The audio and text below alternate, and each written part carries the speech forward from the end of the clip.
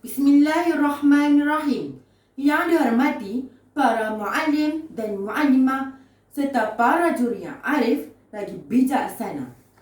Assalamualaikum, pembuka bicara dalam pertandingan acara bercerita. Dalam Al-Quran menceritakan satu kisah Ashabul Kahfi ayat 9 hingga 26 yang mengisahkan 7 orang para pemuda yang soleh diturunkan oleh Allah SWT selama 309 tahun. Mari anda mulakan kisah ini. Kisah ini menunjukkan keimanan dan ketakwaan. Sungguh hebat kisah ini sehingga seorang yang mati dihidupkan semula oleh Allah SWT. Pada zaman dahulu, terdapat sebuah kerajaan yang diperintah oleh seorang raja yang zalim, iaitu Raja Dikanos. Beliau menyuruh rakyat untuk menyembah berhala. Jika ada rakyat yang tidak menyembah berhala, akan dibunuh dengan kejam. Dalam kerajaan ini, terdapat sekelompok masyarakat yang tidak suka akan kepimpinan Raja Dikanos, iaitu 7 orang para pemuda yang saleh. Mereka berhanya pada Tuhan Yang Esa. Mereka hanya beriman pada Tuhan Yang Esa, iaitu Allah SWT. Dan salah seorang daripada mereka berkata, "Aku tidak setuju dengan permintaan yang menyuruh kita menyembah patung itu. Dan aku juga tidak setuju dengan membunuh sesiapa yang tidak menyembah patung itu." Akhirnya, mereka bersetuju untuk mencari tempat perlindungan daripada raja yang zalim itu. Pada keesokan harinya, para pemuda ini bertolak meninggalkan tempat tinggal mereka. Mereka yakin bahawa keputusan ini daripada Allah SWT. Dalam perjalanan mereka, terdapat seekor anjing yang mengikuti mereka sepanjang perjalanan mereka. Setelah berjalan jauh, mereka terjumpa gua yang sangat besar dan dindingnya sangat kukuh.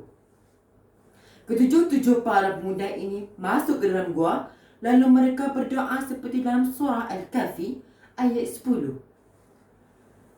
A'udzu billahi minasy syaithanir rajim. إذ أوى الفتية إلى الكهف فقالوا ربنا آتنا من لدنك رحمة وهيئ لنا من أمرنا رشدا. Sadaqallahul Azim. Maksudnya, ketika para pemuda ini berlindung dalam gua, lalu mereka berdoa, "Ya Tuhan kami, berikanlah rahmat kepada kami. Berikanlah petunjuk yang lurus bagi kami dalam urusan kami." Ketika para pemuda ini beristirahat, Allah SWT menunjukkan kekuasaannya dengan menidurkan para pemuda ini selama 309 tahun. Setelah akhir 309 tahun mereka ditidurkan oleh Allah SWT, mereka dibangkitkan semula oleh Allah SWT. Mereka terjaga kerana mereka berasa lapar. Mereka saling bertanya, berapa lamakah mereka tidur dalam gua ini? Pada mulanya, mereka jangka mereka hanya tidur dalam gua ini dalam jangka beberapa hari saja. Tanpa disedari, mereka tidur dalam gua ini dalam jangka yang sangat lama. Oleh itu, mereka bercadang untuk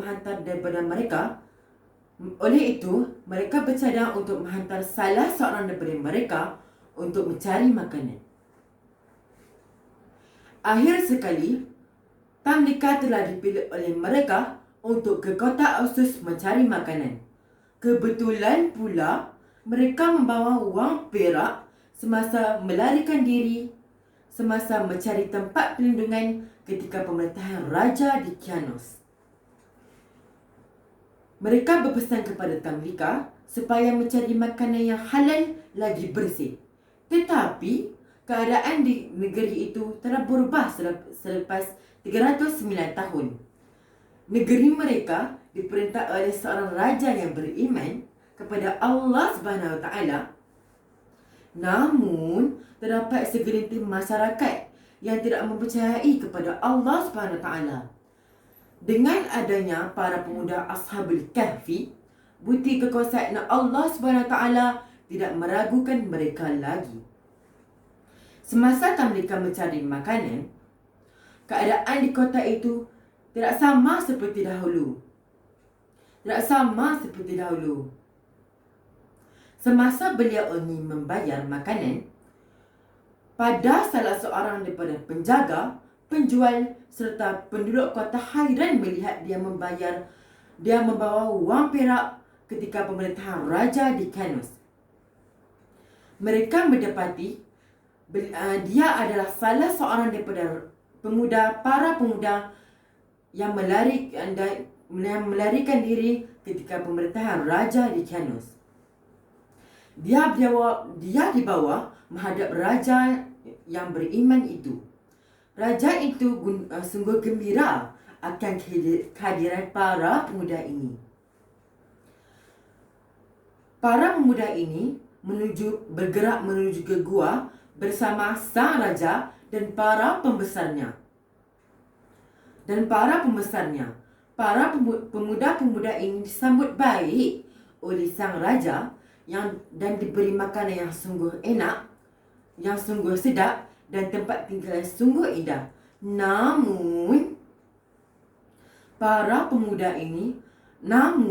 mereka menolak perlawanan sang raja ini untuk menetap di istana. Mereka mahu kembali ke gua semula. Setelah itu, mereka berkata, "Kami sudah berasa amat gembira kerana melihat kerajaan ini beriman kepada Allah SWT. Dan kami juga tidak berharap untuk hidup dengan lama kerana kami sudah melihat hamba-hamba Allah yang beriman dan bertakwa kepadanya."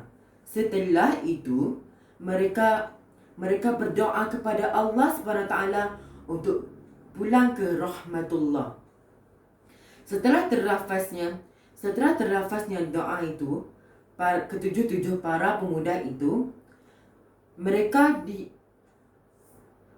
berasa amat tenang dengan selama-lamanya, dengan tenang dan tentera.